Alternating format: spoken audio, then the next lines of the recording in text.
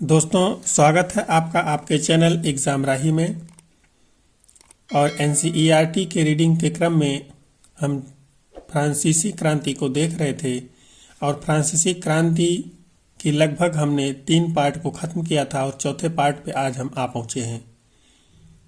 आशा है कि आप लोग एनसीईआरटी रीडिंग का आनंद ले रहे हैं, साथ ही अपनी पढ़ाई में निरंतर बने हुए हैं।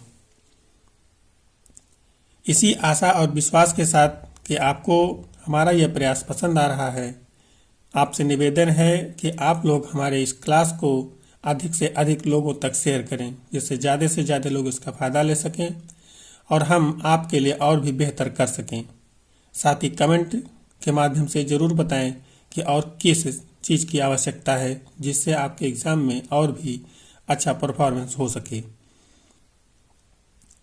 आज हम देखेंगे कि क्या महिलाओं के लिए भी क्रांति हुई थी, अर्थात जो फ्रांसीसी क्रांति हो रही है 1789 में, जिसमें 1791 में संविधान बनता है, 1794 में संविधान बनता है। और हमने देखा था कि किस तरीके से जो क्रांति है उसके शुरू होने के पहले जो फ्रांस का समाज है वो किस तरीके का था, किन परिस्थितियों ने क्रांति के लिए मजबूर किया और क्रांति शुरू कब हुई और क्रांति का परिणाम क्या हुआ, किन लोगों को मताधिकार मिले, किन को नहीं मिले और कब मिल करके छीन लिए गए। इन सारी चीज़ों को हमने पीछे देखा हुआ है।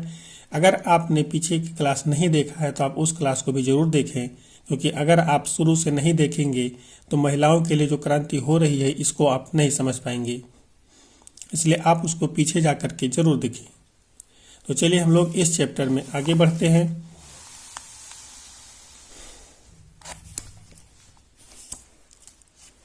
महिलाएं शुरू से ही फ्रांसीसी समाज में इतने अहम परिवर्तन लाने वाली गतिविधियों में सक्रिय रूप से शामिल थीं।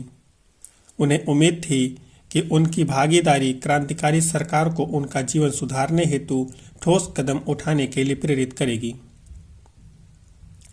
आज जो महिलाएं हैं फ्रांसीसी क्रांति में शामिल हो रही हैं, कहीं ना कहीं उनको भी उम्मीद थी कि उनकी भागीदारी से उनके जो जीवन है उनमें तमाम सारे बदलाव आने वाले जो सरकार है या क्रांतिकारी सरकार है वो जरूर करेंगे। और स्वाभाविक सी बात है कि अगर आप अपने अधिकारों के प्रति नहीं लड़ रहे हैं तो आप कर क्या रहे हैं। तो यहाँ पे यही चीज़ें हैं कि महिलाएं जो अपने अधिकारों के लिए लड़ रही हैं, अपने अधिकार चाहती हैं और उसी के लिए वो भी क्रांति के साथ जुड़ी हुई हैं कि उन्हें भी आगे चल करके इसका ज़रूर से ज़रूर फायदा मिले और वो भी अपने जीवन में कुछ स्वतंत्र हो सके। तीसरे स्टेट की अधिकांश महिलाएं जीविका निर्वाह के लिए काम करती थी। तीसरे स्टेट आपको याद हो तो आपने देखा था कि जो तीसरा स्टेट है उसी स्टेट के ऊपर पूरी तरह से कर देने का भार था और उसमें तमाम तरह के जो कुछ वकील थे, कुछ और जो किसान परिवार आते थे, सारे के सारे तीसरे स्टेट में आते थे। या यूँ कह लीजिए कि जितने निम्न तबके के लोग थे वो तीसरे स्टेट में आते थे। जो दूसरा स्टेट था वो कुलीनों का था और जो पहला स्टेट था वो पादरियों का था। वह सिलाई बुनाई, कपड़ों की धुलाई करती थीं, बाजारों में फल फूल सब्जियां बेचती थीं अथवा संपन्न घरों में घरेलू काम करती थीं। बहुत सारी महिलाएं वेश्यावृत्ति करती थीं। अधिकांश महिलाओं के पास पढ़ाई लिखाई तथा व्यावसायिक प्रशिक्षण के मौके नहीं थे। केवल कुलीनों की लड़कियां अथवा तीसरे स्टेट के धनी परिवारों की लड़कियां ही कॉन्वेंट में पढ़ पाती थीं। इसके बाद उनकी शादी कर दी जाती थी। कामकाजी महिलाओं को अपने परिवार का पालन पोषण भी करना पड़ता था, जैसे खाना पकाना, पानी लाना, लाइन लगाकर पाव रोटी लाना और बच्चों को देखरेख आदि करना। उनकी मजदूरी पुरुषों की तुलना में कम थी। अब आप यहाँ पे देख रहे हैं कि जो महिलाओं के स्तर पे भेदभाव है वो पूरी तरह से समाज में विद्यमान है और किस तरह से महिलाएं अलग अलग कार्य को कर रही हैं, अपने जो भी उनकी जिम्मेदारियां हैं उसको निभा रही हैं। बावजूद इसके जो उनकी स्थिति हो बहुत ही दयनीय बनी हुई है। समाज में अगर एजुकेशन का थोड़ा सा फायदा किसी को मिल रहा है तो जो तीसरे स्टेट के अन्य के बजाय और लड़कियां हैं वो तो जा रही हैं, लेकिन जो तीसरे स्टेट हैं उसके कुछ जो शिक्षित लोग हो गए हैं वही लोग स्कूलों में पढ़ने को पा रहे हैं, लेकिन वो भी बहुत आगे तक नहीं, सिर्फ कुछ ही पढ़ाई होती है और उनकी शादी कर दी जाती है। लेकिन जिम्मेदारी जो उनके ऊपर थी वो बहुत ज़्यादा हुआ करती थी। तो इस तरह से जो समाज में महिलाओं की स्थिति है उसको हम देख रहे हैं कि वो बहुत अच्छी नहीं है। कहीं ना कहीं उनको दबाया गया है, कुचला गया है और पूरी तरह से उनको अपने अंडर में रखने का प्रयास किया जा रहा है। तो कहीं ना कहीं हम लोग देखेंगे कि जब ये क्रांतियाँ होंगी तो इसमें महिलाएं भी अपनी भागीदारी के रूप में बाद में अपने भी अधिकारों को जरूर मांगेंगी। महिलाओं ने अपने हितों की हिमायत करने और उन पर चर्चा करने के लिए खुद के राजनीतिक क्लब शुरू किए और अखबार निकाले। आपने पीछे भी देखा था कि जब फ्रांसीसी क्रांति चल रही थी तो उसमें कुलीनों ने भी अपने अपने क्लब बनाए थे, अलग अलग क्लब बने थे, जिसमें जैकोबियन क्लब आपने देखा था कि बहुत फेमस था और यहाँ पे लोग बैठ करके इकट्ठा होकर के क्रांति के बारे में बातें करते थे, आगे क्या करना है उस पर चर्चा करते थे। तो ऐसे महिलाएं भी जब इनके पास अधिकार नहीं है, बहुत सारे अधिकार इनके छीने हुए हैं, इनको कोई अधिकार नहीं मिल रहे, तो इन्होंने भी अपने अधिकारों और तमाम चीज़ों के लिए इन्होंने भी क्लब बनाना शुरू किया और वहाँ से अपने कार्य को करना प्रारंभ किया। फ्रांस के विभिन्न नगरों में महिलाओं के लगभग 60 क्लब अस्तित्व में आए। उनमें the society of revolutionary and Republican women सबसे मशहूर क्लब था। उनकी एक प्रमुख मांग यह थी कि महिलाओं को पुरुषों के समान राजनीतिक अधिकार प्राप्त होने चाहिए। महिलाएं इस बात से निराश हुई कि 1791 के संविधान में उन्हें निष्क्रिय नागरिक का दर्जा दिया गया था। महिलाओं ने मताधिकार, असेंबली के लिए चुने जाने तथा राजनीतिक पदों की मांग रखी। उनका मानना था कि तभी नई सरकार में उनके हितों का प्रतिनिधित्व हो पाएगा। अब आप देखिए कि महिलाएं उन्हीं अधिकारों की मांग कर रही हैं जिनके द्वारा उन्हें समाज में एक अच्छा स्थान हासिल हो सकेगा।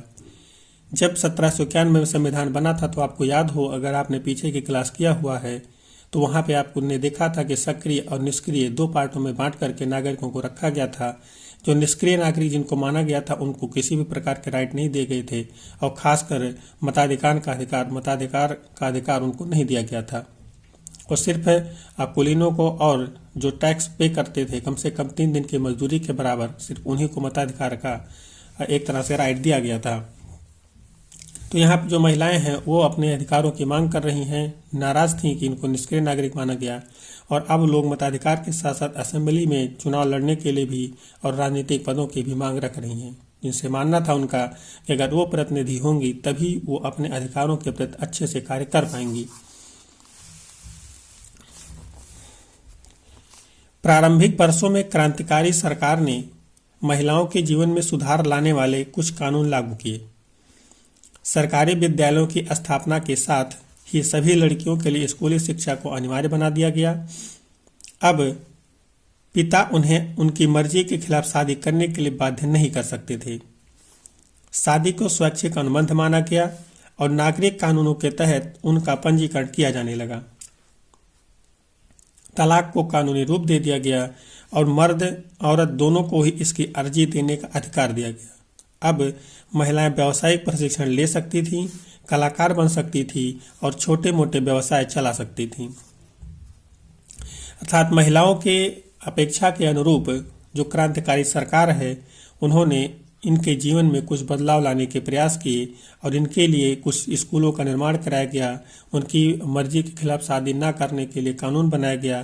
तमाम तरह के शादी के बंधन और कानूनों के तहत उसको स्वैच्छिक बना दिया गया और कानून के तहत शादी को एक तरह से पंजीकृत किया जाने लगा। तलाक का जो सिस्टम था उसको कानूनी मान्यता दी गई और पुरुष और औरत दोनों को ही अधिकार दिया गया कि दोनों तलाक लेने की अर्जी दाखिल कर सकें। अब महिलाएं थोड़ी सी स्वतंत्र हुई थी, वो प्रशिक्षण ले सकती थी, व्यावसायिक प्रशिक्षण ले सकती थी, कलाकार बन सकती थी, साथ ही जो छोटे मोटे व्यवसाय होते थे उनको भी चला सकती थी, जिन पर कि अभी तक क्रांति से पहले जबकि महिलाओं ने अपने अधिकार मांगना शुरू किया था, इन सारे अधिकारों पर उनके लिए रोक था। वो ऐसे कोई भी कार्य नहीं कर सकती थी। वो ज़्यादातर अपने पिता या अपने परिवार पर निर्भर होती थी। जो पिता या परिवार चाहता था उसे उनको करना पड़ता था। फिर भी राजनीतिक अधिकारों के लिए महिलाओं का संघर्ष जारी रहा।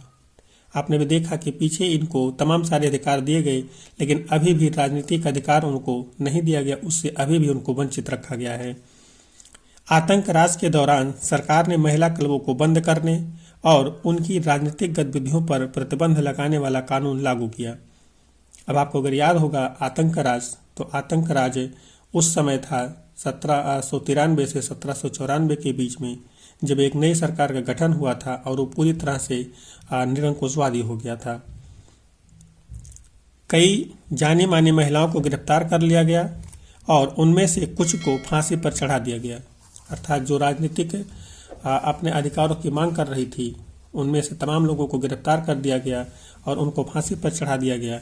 इन्हीं में से एक महिला थी ओलंप देगूंज, इनको भी फांसी पर चढ़ा दिया गया था, क्योंकि ये एक क्रांतिकारी महिला थी, क्रांतिकारी विचारों से ओतप्रोत थी और ये अपने विचारों से तमाम जो समाज की दबी कुचली महिलाएं थीं उनको जगाने का प्रयास कर रही थीं। मताधिकार और समान वेतन के लिए महिलाओं का आंदोलन अगली सदी में भी अनेक देशों में चलता रहा।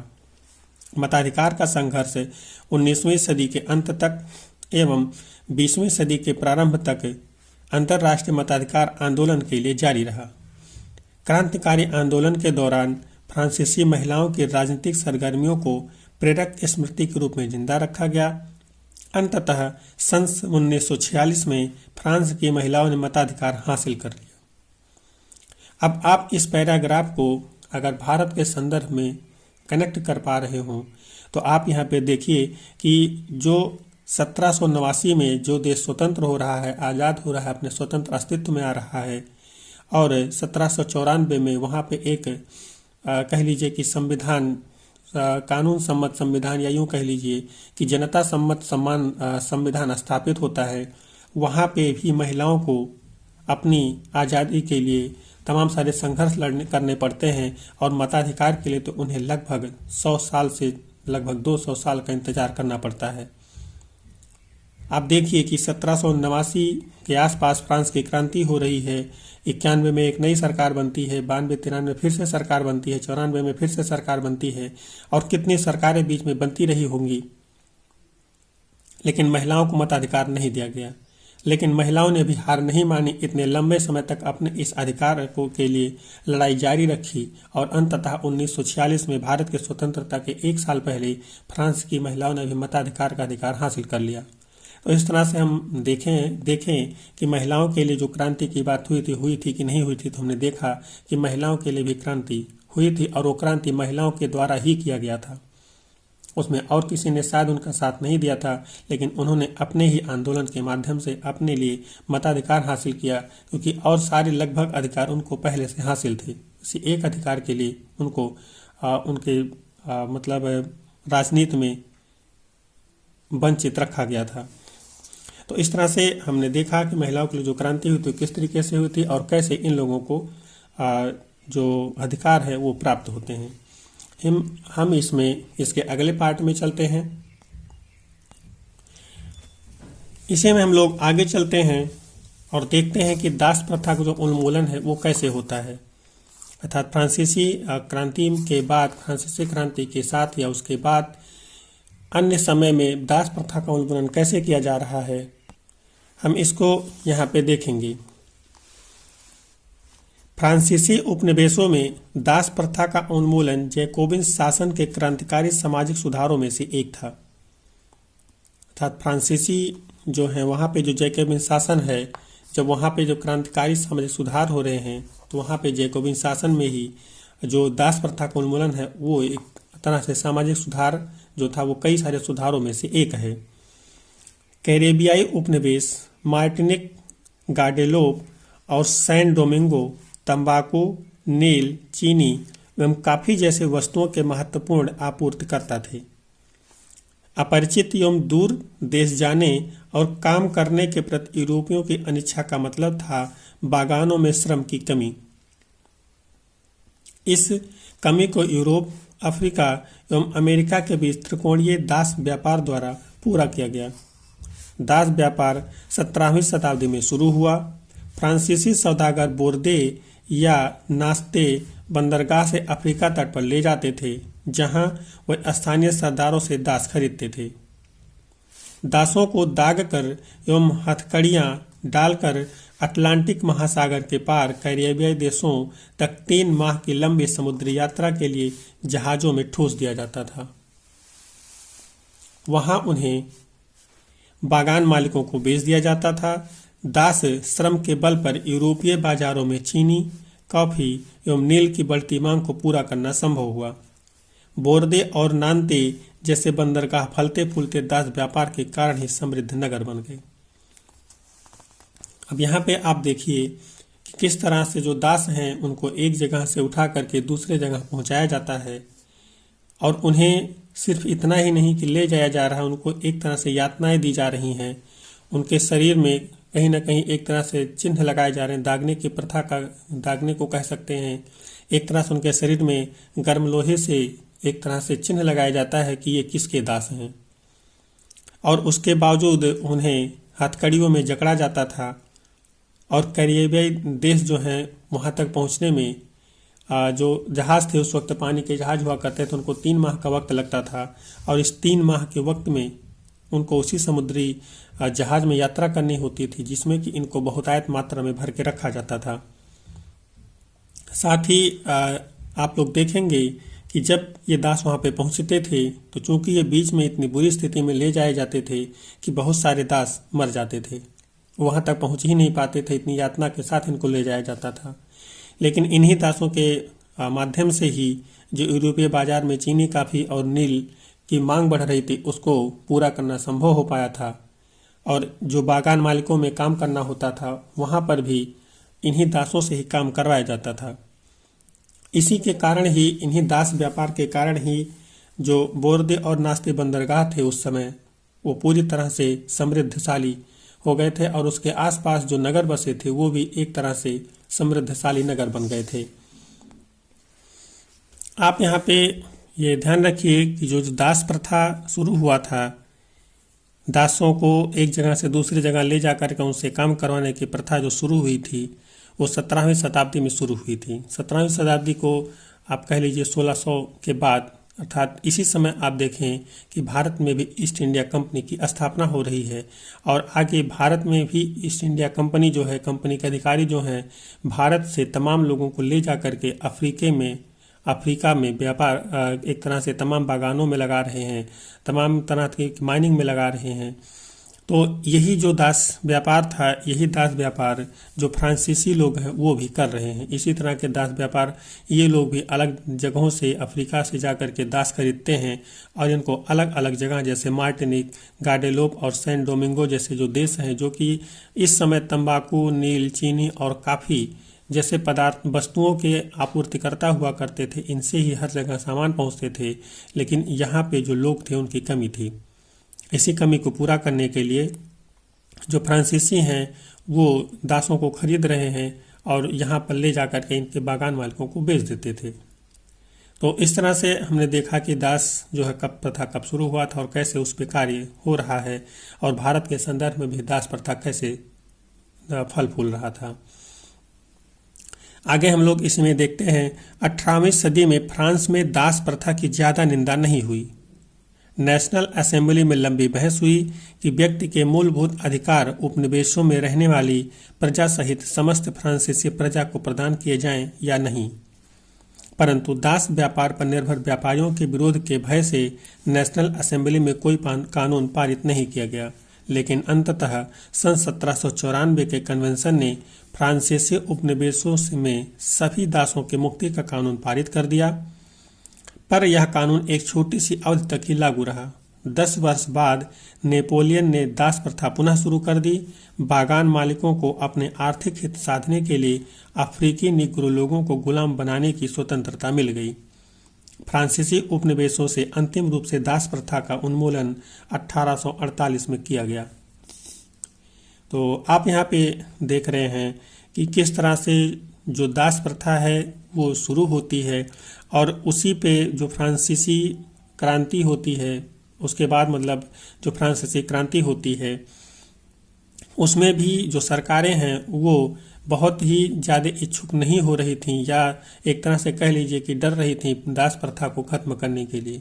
लेकिन फिर भी जो नेशनल असेंबली है वो कहीं ना कहीं एक डरते डरते ऐसे कानून को 1794 में पारित करती है और वहाँ से दासों की मुक्ति का कानून बनता है। लेकिन यह भी कानून बहुत लंबे समय तक नहीं चल पाता, क्योंकि आगे जब नेपोलियन का उदय होता है, जब नेपोलियन फ्रांस पे शासन करता है, या यूं कह लीजिए फ्रांस पे उसका अधिकार होता है, जब वहाँ का राजा बन जाता है कह लीजिए, या सरकार का हेड होता है, तो उस समय इसने जो दास प्रथा उसको दोबारा शुरू कर दिया था। और आप जब नेपोलियन बोनापार्ट के बारे में पढ़ेंगे तो आप देखेंगे कि किस तरह से उसने अलग अलग देशों पर विजय हासिल किया और वहाँ से दासों को किस तरह से इधर उधर मूव कराया था। तो यहाँ पे एक लंबे क्रम के बाद, एक लंबे लड़ाई लड़ने के बाद जो दास प्रथा का अंत है, खासकर फ्रांसीसी उपनिवेश थे, जिसको फ्रांस के लोगों ने, फ्रांसीसियों ने अपना उपनिवेश बना लिया था। यूँ कह लीजिए कि नेपोलियन बोनापार्ट ने अलग अलग देशों पर कब्जा किया हुआ था और वहाँ से दास प्रथा उसने शुरू कर दिया था एक बार फिर से। तो जो फ्रांसीसी उपनिवेश हैं, यहाँ से जो दास प्रथा का उन्मूलन है वो 1848 में होता है, अर्थात भारत की आज़ादी के 100 साल पहले फ्रांसीसी उपनिवेशों से दास प्रथा का उन्मूलन हो जाता है। लेकिन अभी भी आप देखेंगे कि जब भारतीय उपमहाद्वीप के संदर्भ में आएंगे, जिनको ब्रिटिशों ने उपनिवेश बना रखा है, तो यहाँ पर अभी भी दास प्रथा का उन्मूलन नहीं हुआ है। यहाँ पर अभी भी दास प्रथा वैसे की वैसे चल रही है। यहाँ पे आपने देखा कि एक निग्रो है, निग्रो एक जनजाति है यूँ कह लीजिए, या जो अफ्रीका में सहारा रेगिस्तान है उसके दक्षिण में जो लोग रहते थे उन्हीं को निग्रो कहा जाता था।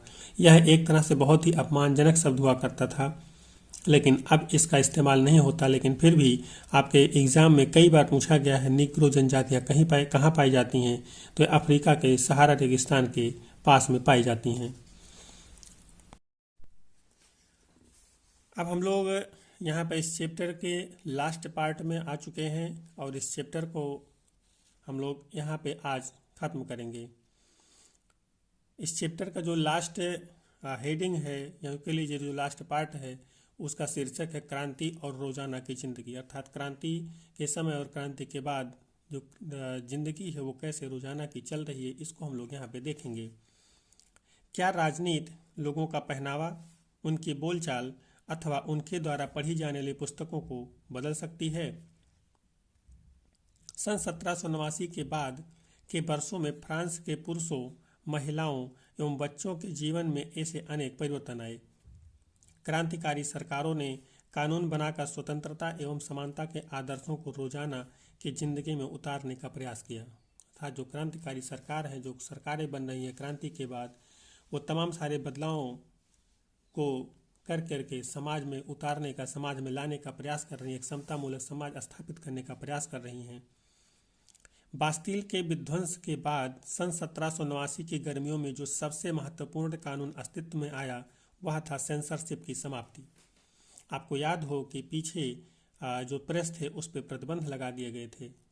एक तरह से वो अपने मन से कुछ नहीं छाप सकते थे, ऐसा कोई भी विचार वो नहीं छाप सकते थे जिससे जो वर्तमान सरकार हुआ करती थी, राजवंश हुआ करते थे, उनको कोई दिक्कत हो। उसको अब समाप्त कर दिया गया। प्राचीन राजतंत्र के अंतर्गत तमाम लिखित सामग्री और सांस्कृतिक गतिविधियों, किताब, अखबार, नाटक को राजा के सेंसर अधिकारियों द्वारा पास किए जाने के बाद ही प्रकाशित या मंचित किया जा सकता था। परंतु अब अधिकारों के घोषणा पत्र ने भाषण एवं अभिव्यक्ति की स्वतंत्रता को नैसर्गिक अधिकार घोषित कर दिया। परिणाम स्वरूप फ्रांस के शहरों में अखबारों, पर्चों, पुस्तकों एवं छपी हुई तस्वीरों की बाढ़ आ गई, जहां से वह तेजी से गांव देहात तक जा पहुंची। अब यहाँ पे हम लोग देख रहे हैं कि जैसे ही उनको स्वतंत्रता मिलती है तब, और जब स्वतंत्रता नहीं थी तब उसमें कितना अंतर था। जैसे स्वतंत्रता मिलती है, अब तमाम सारे जो अखबार हैं वो छपने लगे, पर्चे छपने लगे, पुस्तकें छपने लगी, और ये कहीं न कहीं शहरों से निकल करके गांव के लोगों के पास भी पहुंचने लग गई। लेकिन अभी क्रांति से पहले राजा के जो सेंसर अधिकारी थे, जब तक उनके द्वारा कोई भी चित्र, कोई पुस्तक पास नहीं कर दिया जाता था, तब तक उसको छापा नहीं जा सकता था। तो जाहिर सी बात है कि ऐसी कोई भी पुस्तक नहीं छप सकती जो राजा के खिलाफ बात करती हो। उनमें फ्रांस में घट रही घटनाओं एवं परिवर्तनों का ब्यौरा और उन पर टिप्पणियाँ होती थीं।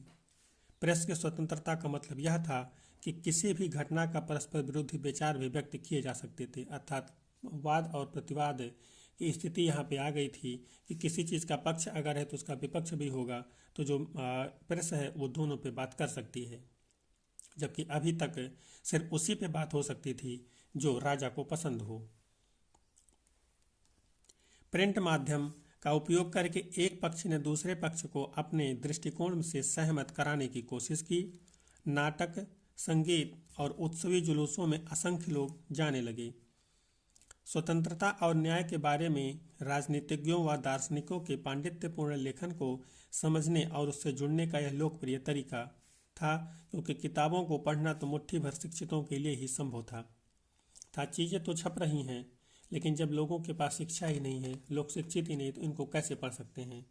लेकिन कहीं ना कहीं अगर ये चीज़ें आ रही हैं समाज में, तो कुछ न कुछ शिक्षित लोग और दूसरों को भी जागरूक करने का कार्य जरूर करेंगे, या कम से कम इन घटनाओं के बारे में उनको जरूर बताएंगे कि हाँ, इस देश में या हमारे देश में क्रांति के रूप में क्या चीज़ें अभी घटित हो रही हैं, और लोगों को कहीं ना कहीं इससे, उस क्रांति से या किसी भी परिवर्तन से या किसी भी विचार से जुड़ने में आज़ादी होगी या आसानी होगी। अब इसका हम इस चैप्टर का सारांश देख लेते हैं। जो इतना अभी तक हमने पढ़ा था, उससे हमने क्या पढ़ा, उसका एक छोटा सा पार्ट यहाँ पे हम लोग देख सकते हैं। 1804 में नेपोलियन बोनापार्ट ने खुद को फ्रांस का सम्राट घोषित कर दिया।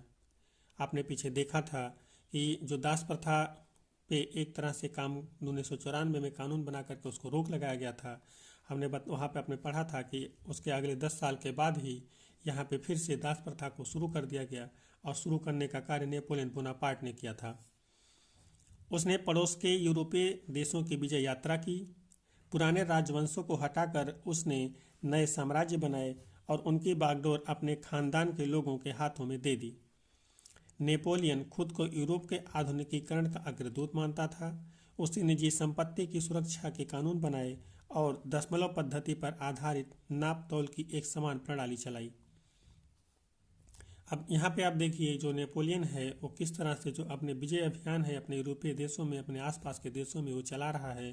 तमाम तरह के तमाम जो पुराने राजवंश हैं अलग अलग देशों में, उनको खत्म कर दे रहा है, और वहाँ पे नए जो वंश हैं, या यूँ कह लीजिए कि उसके जो अपने लोग हैं, अपने खानदान के लोग हैं, उनको वहाँ पे जिम्मेदारी सौंप देता है।